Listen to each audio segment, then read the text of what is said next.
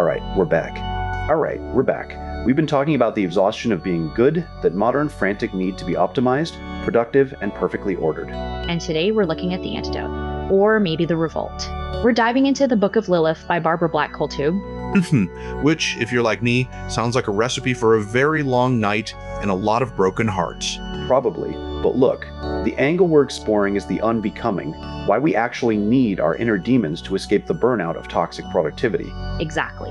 We're moving through a passage that isn't just about myth, but about a very real, very messy psychological breakdown. Speaking of messy, I think my sunburn is officially in the peering stage. I'm basically a human snake right now. We'll work through that later, Paco.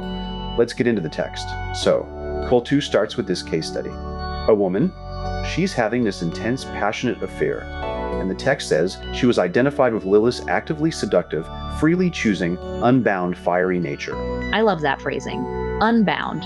It's the opposite of everything we're trying to do with our Google calendars and habit trackers. Right, but then look at what happens. The lover mentions the demands of reality, which, let's be honest, is basically the enemy of passion, and she just snaps. She ends it with Lilith's fiery rage. The classic burn the bridge so you can't go back move. But it backfires. The text says her fire cooled and she fell into this dark, heavy depression. She stopped bathing, wore the same clothes. She basically became a ghost of herself. And then this is the kicker: she sees him, her ex, and he's clean, happy, healthy, back in the orderly world. Ugh, ouch. That is a specific kind of psychological salt in the wound. Seeing the person you lost actually thriving in the very structure you rejected, that's brutal. It's devastating. And that's when she has the dream. Wait, I want to jump in here, because the dream introduces this figure, Seraphina, and the way she interacts with this woman it's not a lecture, it's a demand. Yeah, she says she won't let the woman up unless she promises to take her home, bathe her, clothe her, basically to integrate her. So instead of ignoring the depression, the woman has to actually host it. Exactly. She has to make the shadow a resident, and the text ties this back to something much bigger than Zohar. It mentions the higher Shekhina and lower Shekhina joining. This part is so heavy. The text quotes this lament from the Shekhina. She's wandering in exile, looking for her couch, her dwelling. It's this beautiful, agonizing imagery of a broken connection. It's like when you lose your center. You're wandering through your own life looking for that place where things fit, but the bed is defiled. The temple is empty. It's incredibly visceral. She's crying, my husband, where did you go?" It's the ache of the fragmented self. But then, look at the shift. After the woman integrates Seraphina, the dream changes. Seraphina isn't a derelict beggar anymore. She's a wise woman, an oracle sitting on a throne underground. Because the unclean part of the psyche, the part we tried to throw away, is actually the source of the power. It's the transformation of the shadow into the self.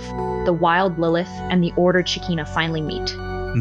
So the demon was actually the king and queen of the underground all along. Precisely. And Koltuv lays out exactly what this Lilith side brings to the table. It's 4 specific, rejected qualities. The first is lunar consciousness, the cycles, life, death, rebirth, the maiden, mother, and crone. The stuff that doesn't fit into a linear, always growing productivity mindset. Then there's the second, the body, instinct, sexuality. The text is very blunt. Here it says in patriarchal times, female sexuality is idealized or spiritualized into being a virgin or spiritualized. But Lilith is neither. She is whore and earth.